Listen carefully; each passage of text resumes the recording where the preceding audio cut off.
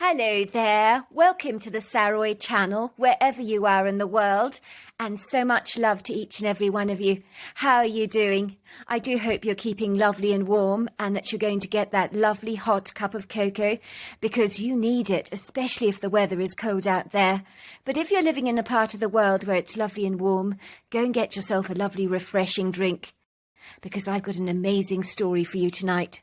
But before we get started, don't forget to subscribe to the channel, click the notification bell and the thumbs up, and let's get started with tonight's story.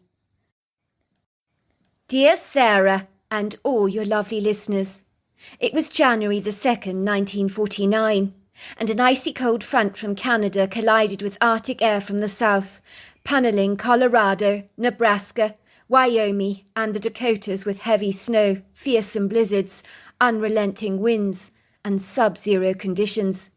It was known as the Great White Death, or the Storm of the Century, for anyone who crossed its path was not left unscathed, as this storm in some way left an indelible impression on the lives of many. In the years that followed, many reflected on that storm, as like many major events in our history, most remembered what they were doing when the snow thundered down that day. I stared out of the window of our farmhouse, hardly daring to believe how fearsome the weather was becoming. I could see a white world metamorphosizing before my eyes. Everything was swathed in white.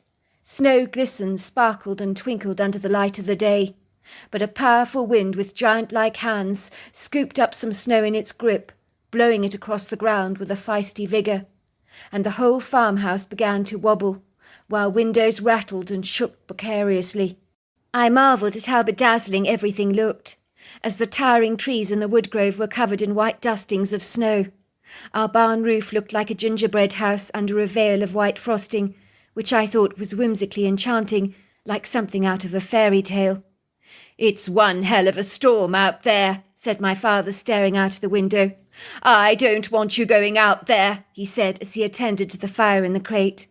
"The most important thing we need to do is to keep the house lovely and warm." It seemed like our two cats agreed. Pegasus, who was a great big fat grey tabby with white paws, was lying across the sofa, resigning himself to staying indoors, as wisely he had no desire to brave the elements outside, while our ginger cat Marmalade took one look at the snow in disgust, firmly parking herself on the sofa with Pegasus, where the two cats groomed each other, falling into a deep sleep. Our home was wrapped in a blanket of silence, as the snow insulated the outdoors, apart from the occasional howling sound of the wind rattling at the windows, as a single shutter slammed against the house quite noisily. The telephone broke the tranquillity, as it rang off the hook. "Damn," said my father, dashing towards the phone. "Yes, speaking. Yes, it's him," he said, brushing his moustache unconsciously, something he always did without even being aware of it. "So they're poorly, are they? Right, I'll be over shortly." "Where are you going, Dad?" I asked in horror, watching him put on his boots and overcoat. "You're not going out in that storm, are you? You can't. That's crazy." "I have to. It would seem that our neighbours' heifers are not in a good way. Farmer Foster's very worried about them. I need to check on them. I won't be long. In the meantime, take care of yourself. Keep yourself lovely and warm."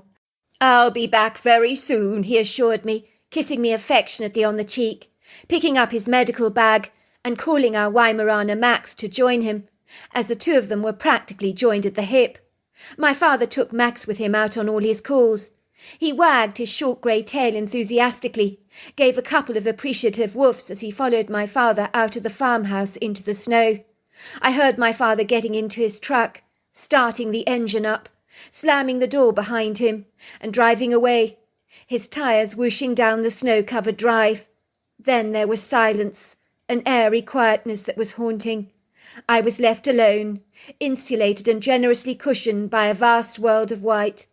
But I assured myself my father would be back very soon. My heart sank. I knew my dad was a brilliant vet, a man of great integrity, who would brave the worst conditions to help an animal in distress. When I was younger, I'd seen him risk his own life rescuing a frantic horse that was trapped in the mud, that was kicking its front legs so dangerously, that one thrash of his hoof could have killed a man in a heartbeat. But my father managed to calm down the frantic horse, skillfully digging away the mud, so that it was finally set free. All these years later, that horse had never forgotten my father's kindness, and whenever he visited that horse farm, the horse called Silken Dream would come trotting up to him, nuzzling him affectionately. He had rescued a baby eagle once that had been thrown out of its nest by the other fledgling in a show of dominance for the survival of the fittest. It was so weak, but we'd nursed it back to health. I'll never forget the day we released it back into the wild. Once a year it would come back to visit us, perching on the large oak tree outside our home. And then once my father had acknowledged its presence, we would watch it soaring up in the sky in circles, and then finally flying away. It was his way of saying thank you to us.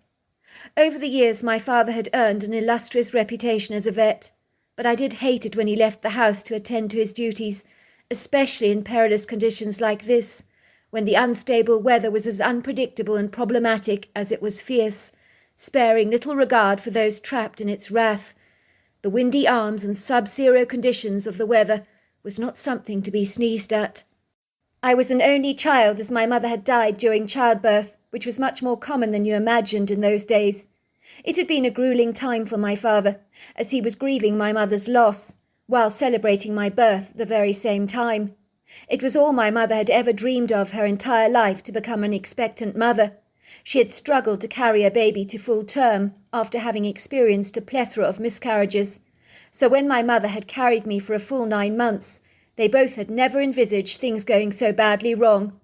At least she got to hold me for the very first time, but she began to hemorrhage so severely they were unable to save her life. By all accounts, my mother was a remarkable woman who was passionate about animals, almost as much as my father was. Over the years, my father had raised me as his own. He had never replaced my mother. He told me once that he would never find anyone like her again, but I felt sad for him being on his own. But he seemed incredibly happy with his life, loved his job working with animals. The phone suddenly rang, and I hurriedly went to answer it. Was it my father, I wondered, telling me he was on his way back home and had attended to the neighbour's heifers? I was surprised to hear Pippa's voice, as she was the wife of the farmer my dad was visiting in the neighbouring farm. So why was she phoning me? I could feel my heart beating a little faster, my hands beginning to tremble. "Is everything all right, Pippa? Isn't Dad with you looking at your heifers right now? I mean, he did get there all right, didn't he?" There was a stiff, awkward silence at the other end of the phone. I heard Pippa's voice almost squeak. "Yes, your father got here fine, but I'm afraid your Dad's had a bit of a freak accident. One of the cows kicked him in the head when he was examining her. Something like this hasn't happened before. I don't know what to say." "Is he going to be all right?" I asked. "Irene, don't worry," came Pippa's reassuring voice on the other end of the line. "He sustained a slight concussion, but otherwise he's absolutely fine. The doc wants to keep him under observation for a few days, but he'll be home with you soon, I promise. He believes it's best to keep him with us on the farm, not to move him under the circumstances, especially with the atrocious weather outside." "When can I see him?" "Soon, I'm sure. Your father's asked me to tell you to call your Aunt Gladys, to get her to come and stay with you in the meantime at the farmhouse. He doesn't want you to be out there alone in those weather conditions. Promise me that you'll call her." "Oh, I will. I want to know, is Max all right?" "Oh, yes, he's fine. He's having the time of his life with all our other dogs. They're running around the place like crazy."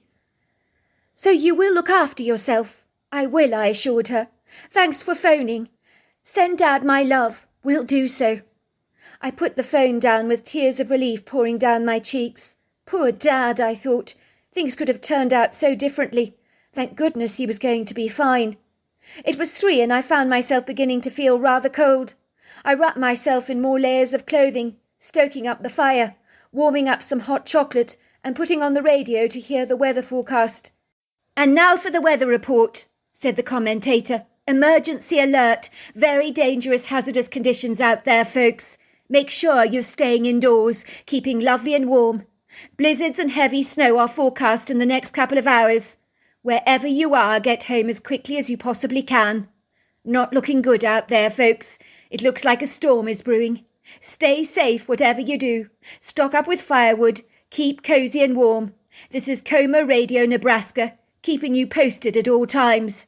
I was shocked. There was no way I was going to call Aunt Gladys. I didn't want to worry her about Dad unnecessarily. Besides, I was more than capable of looking after myself, I thought. I certainly didn't need a babysitter. I was too old for that. I was 15 years old, for goodness sake. I decided to bring in lots of firewood from the barn. It was so cold out there as the wind punnelled against my body, nearly blowing me over in the process, while icy chills permeated my clothes as I brought in handfuls of firewood, which I stacked by the fire. I then sat next to my 2 cats on the other end of the sofa, while I watched the fire crackling in the hearth. Slowly but surely the lids of my eyes grew heavy, and much like the cats, I drifted off into a deep sleep. I was awakened by the thumping, whooshing and whistling sound of the unruly, truculent winds blowing across the entire valley, becoming ruthlessly fierce and foreboding. Even the windows and doors began to jolt, quiver and rattle violently. This was quite some malignant snowstorm, I thought, but I had no clue just how untamed it was to become. The next day I looked out of the kitchen window. I was visibly dismayed, shaken and shocked by how heavy the snowfall had been overnight. The noisy, impetuous winds still prevailed. The whole farmhouse literally shook from their baleful wrath. I knew I wouldn't want to be out in this fearsome, dangerous weather that was without mercy. I switched on the radio to keep abreast with what was going on. This is Radio Coma, Nebraska, keeping you posted at all times. The eastern and southeastern parts of Nebraska have been hit hardest by these direful storms. There are reports of formidable 40-feet snowdrifts and animals that have frozen to death overnight. Snowplows are being deployed in various areas. Reports coming through suggest that many out there are marooned in their cars. Help is on its way, folks. No need to panic. Wherever you are, stay indoors. It's getting worse, folks, so keep yourselves lovely and warm. Wow, this was some fearsome storm, I thought. I'd never seen anything like this in all my life. The winds were getting worse. The snow outside our front door was 2.5 foot high. I'd never experienced snow like this. Once again I found myself staring outside the window. Despite the treacherous conditions and howling winds that literally whistled non-stop, I couldn't help thinking how beautiful everything was. The thick snow just carpeted the whole valley. It looked so magnificent.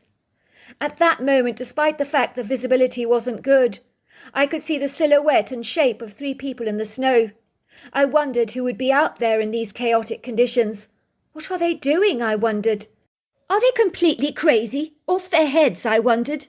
I put on my heavy coat quickly, my snow boots, woolly hat and gloves, and ventured out of the front door. "Hi there," I called. "Is everything all right with you?" But my voice was washed away, subdued by the blustering, tempestuous winds. I don't think they even heard me. I got closer to the silhouettes of 3 people, heavily clad in thick winter coats. Well, so I thought at the time. I stopped dead in my tracks. These weren't people, I thought. What were they? Their silhouettes were huge, dense and dark, standing so dramatically against the white snow. I stood there and stared. I was so shocked by what I was seeing. I think I was so befuddled and taken off guard that any fearful or anxious thoughts had been vanquished. I knew they weren't totally human. They had ape-like influences to their appearance. They were exceptionally tall, easily over 7 feet, but the youngster was quite small at only being 2 feet in height. The male was exceptionally huge. He could have weighed about 800 pounds. Even his chest was about 5 feet across in circumference. The creatures were Herculean in girth, weight and stature, their bodies covered in long flowing dark brown hair that rather reminded me of a bear, only it was longer. If you saw them from a distance you could easily have mistaken them for bears, although to be fair I had perceived them to be human beings wearing thick coats. The big giveaway that these creatures weren't bears was that they were so human-looking. They of course had long arms that fell beyond their knees with human-like hands. Their heads were cone-shaped. I couldn't detect much of a neck, but the faces possessed some remarkable human-like qualities. They had flat noses, thin mouths, and deep-set dark eyes. Suddenly all 3 pairs of eyes were fixed on me intently. They studied me for a moment, then nodded at me, as if they were saying hello. I nodded back. They continued to walk, not even looking behind them once. I watched them literally glide over the snow with effortless ease, almost as if they were floating. Remember, this was snow that was several feet deep, so seeing them glide like that was absolutely remarkable. I saw them making their way towards my father's barn. Then they entered it. I realized suddenly they were looking for shelter to keep out of the elements. I felt happy for them being out of the cold, away from that horrible wind that wouldn't stop howling. I knew my father's barn was very cosy. It was initially a cabin that was converted into a barn, so it was extremely well insulated from the elements. I know it may sound odd to you and your listeners, but I was glad to not be totally alone. These creatures never once, not even for a brief second, made me feel remotely afraid. I felt strangely comforted that they were around, even safe, as weird as that may sound. Why I felt that way I don't know, but I did. Maybe in my gut I sensed that these creatures were never going to harm me. I learnt growing up that your gut never lies, so one word of advice, always listen to it. I loved watching the creatures every day. The first time I got firewood was my last time, as the male was so perceptive he would leave a pile of firewood outside the front door every day for me, which really made me realise how intelligent and generous these creatures are. In return, I'd throw apples in the snow and buttered homemade bread with peanut butter and jelly, which I would watch them eat with looks of great pleasure on their faces. On one occasion I saw the male creature carrying a big frozen cow, which he had slung over his shoulder, as if it was nothing.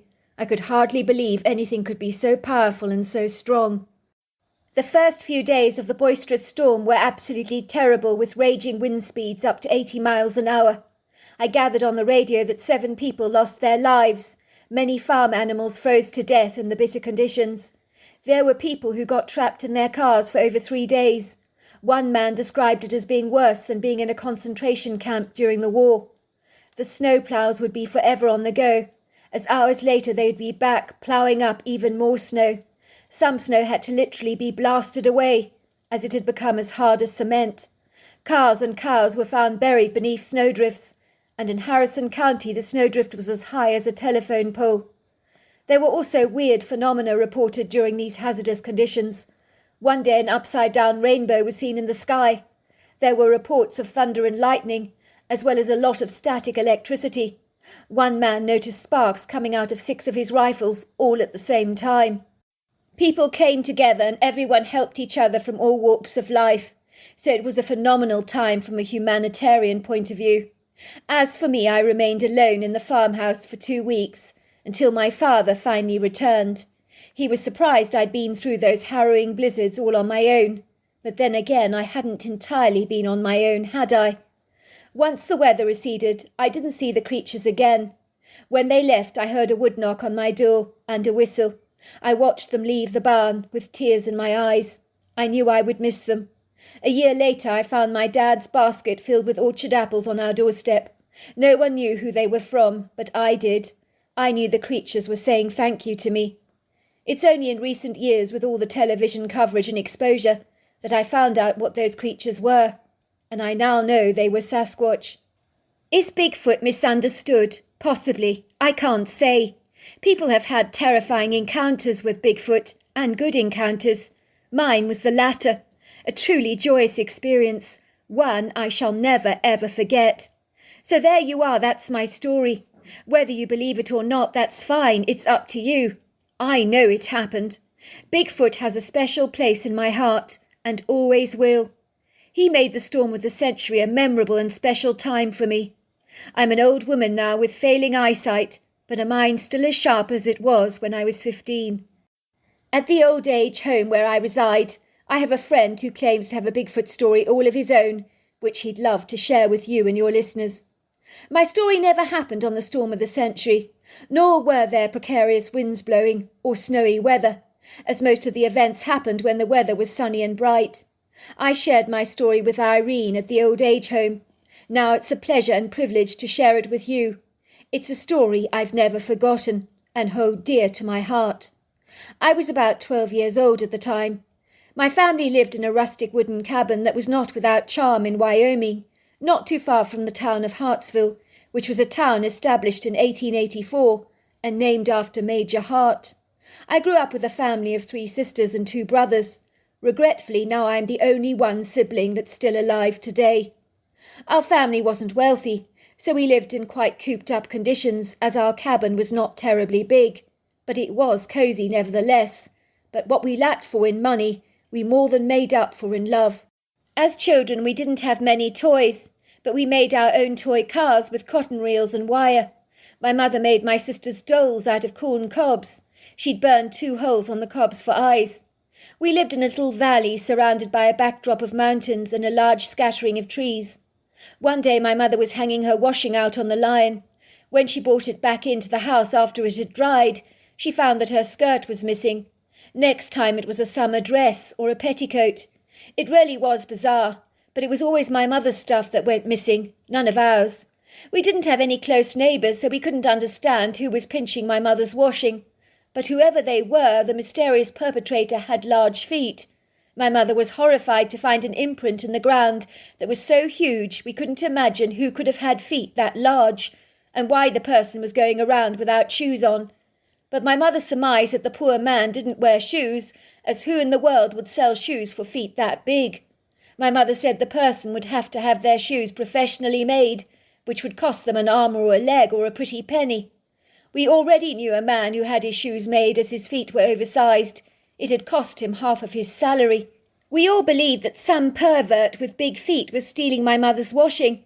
So everywhere we went, we were looking at people's feet, which meant that people kept giving us funny looks. Try looking at people's feet yourself and see exactly what I'm talking about. My father was incredibly uptight. He thought someone was fixated over my mother. Me and my brother played in the woodgrove a lot.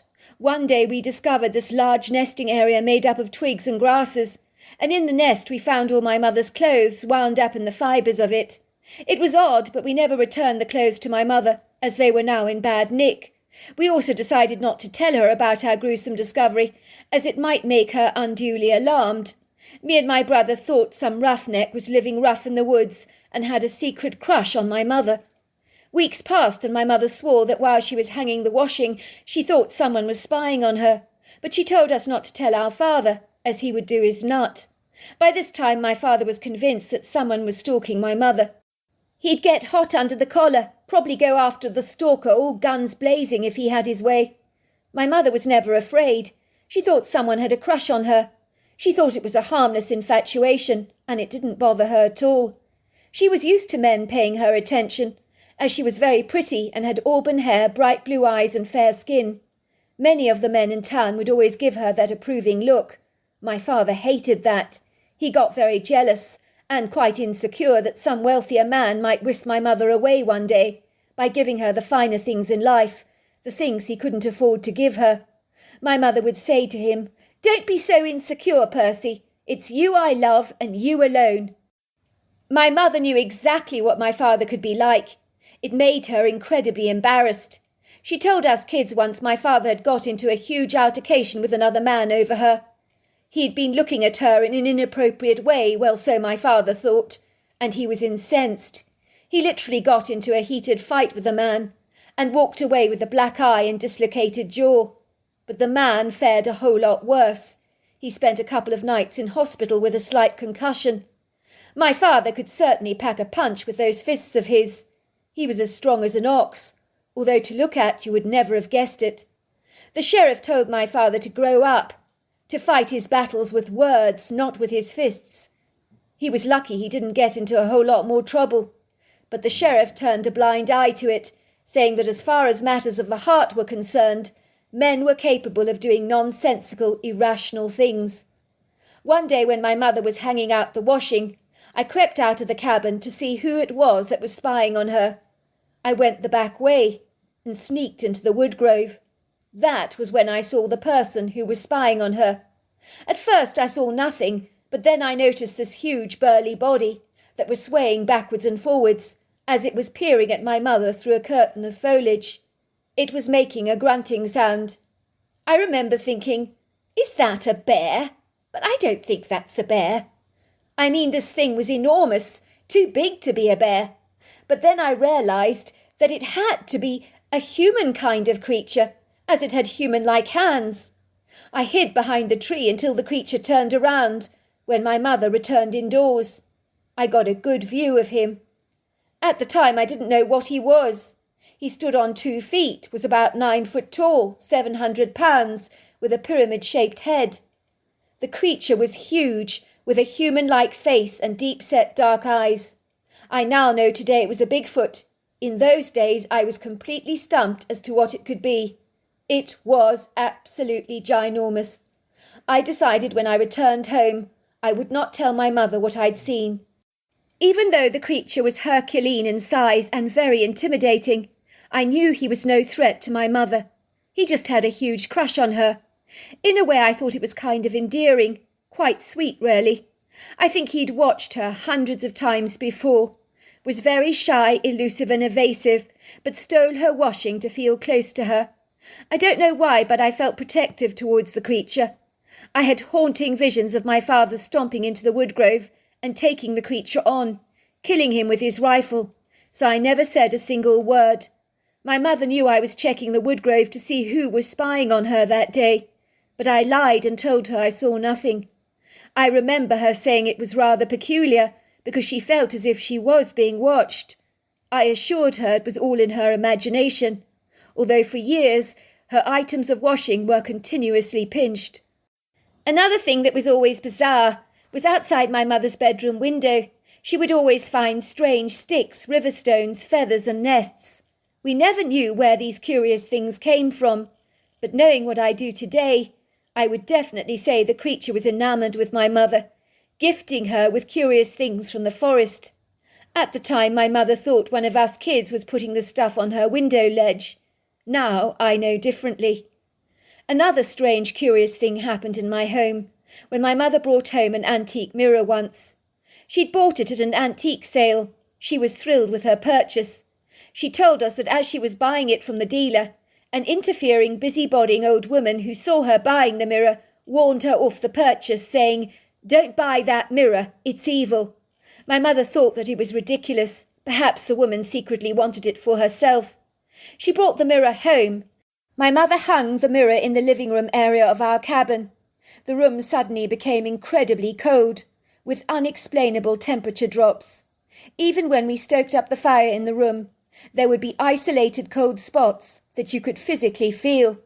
You could literally walk over to a spot in the room, and it would be like a round circle of air that felt as icy as a refrigerator. At the time we did not connect the dots to the mirror, but one day me and my mother saw this black smoke whirling around the room and then vanishing into the walls and disappearing before our eyes. It freaked us out so much. We didn't know what it was. My mother said to me, "Did you see that?" I nodded. I asked her what it was. She looked at me with alarmed eyes and said, "I wish I knew, but whatever it is, I don't think it's good." After a while we would notice things in our house would be misplaced, sometimes going missing for many weeks at a time, and then being found in peculiar places. For example, my mother found her golden locket in the sugar bowl, her lipstick in the tea box, and her rolling pin in the outhouse, which was all exceedingly odd. We started to notice the lingering smell of tobacco in the cabin. It was a pungent, aromatic smell. It really smelled as if someone had been smoking in the cabin, but no one smoked in our household, so it was very odd. One day my mother invited her friend over to tea, a lovely lady called Mrs. Walter Scott. They had enjoyed time together, and her friend said to my mother, "Who was that man in the top hat smoking a pipe while we were having tea?" My mother said to her, "There was no one in our house smoking a pipe. Who are you talking about?" "Oh, but there was. He was sitting on the upholstered chair just listening to us. I thought it was your father." As you can imagine, my mother was shocked, and that was when she was convinced that the mirror was haunted. So she put the mirror outside the house by a tree, with the full intention of getting my father to dispose of it. But the next day in the morning we found the mirror had been shattered and smashed into hundreds of pieces. We saw huge footprints around the scattered pieces of mirror, so the creature must have decided that the mirror really needed to be broken up. So there you are. That's my story. Wow, what an incredible story. Until next time, goodbye and good night.